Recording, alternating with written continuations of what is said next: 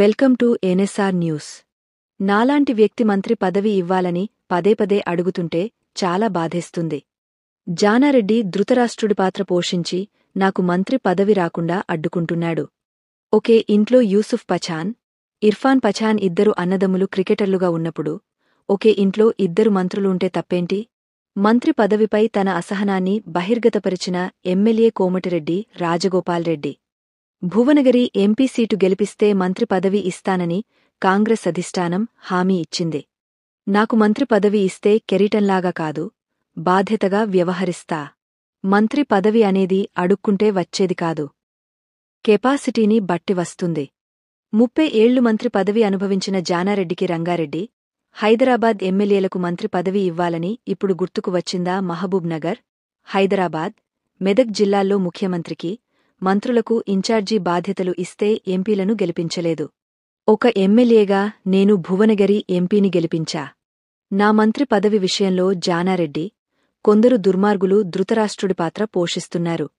రాజగోపాల్ రెడ్డి అంటే గల్లా ఎగరేసుకుని ఉంటాడే తప్ప అడుక్కునే పొజిషన్లో ఉండడు. కోమటిరెడ్డి రాజగోపాల్ రెడ్డి అన్ని పార్లమెంట్లకు ఇన్ఛార్జ్ మంత్రులను పెడితే మరి నిజంగా నాకే కెపాసిటీ లేకపోతే, నాకే ధైర్యం లేకపోతే, నాకే మంచి పేరు లేకపోతే, నేనే గెలిపించే శక్తి లేకపోతే ఎందుకు ఇన్ఛార్జ్ పెట్టింది నన్ను? అన్ని తెలంగాణ మొత్తం మంత్రులు ఇన్ఛార్జ్ పెట్టి భువనగిరికి ఎందుకు ఎమ్మెల్యేలు ఇన్ఛార్జ్ పెట్టిండ్రు? అంటే గెలిపించే సత్తా ఉంది, ప్రజల్లోకి పోతాడనే కదా. మరి ఇచ్చిన వాటిని నిలబెట్టుకునే బాధ్యత ఎవరిది? మీరు ఇన్ఛార్జ్ పెడితే గెలిపించి ఇచ్చినవా లేదా సీటు? ఎవరిచ్చిండ్రు? ఆదిలాబాద్ గెలిచిందా? మహబూబ్ నగర్ గెలిచిందా? సికింద్రాబాద్ గెలిచిందా? మల్కాజ్గిరి గెలిచిందా? మెదక్ గెలిచిందా? కరీంనగర్ గెలిచిందా? ఈ మంత్రులంతా ఎక్కడ పోయిండ్రు? మరి ఎక్కడ? నేను అడిగేది ఓ దయా దాక్షిణ్యాల మీద మీరు ఎప్పుడు ఇస్తారా అని మేము ఎదురు చూస్తలేం.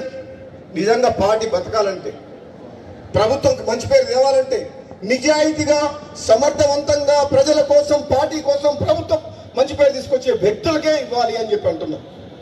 ఈ పైరవికారాన్ని పక్కన పెట్టాలి.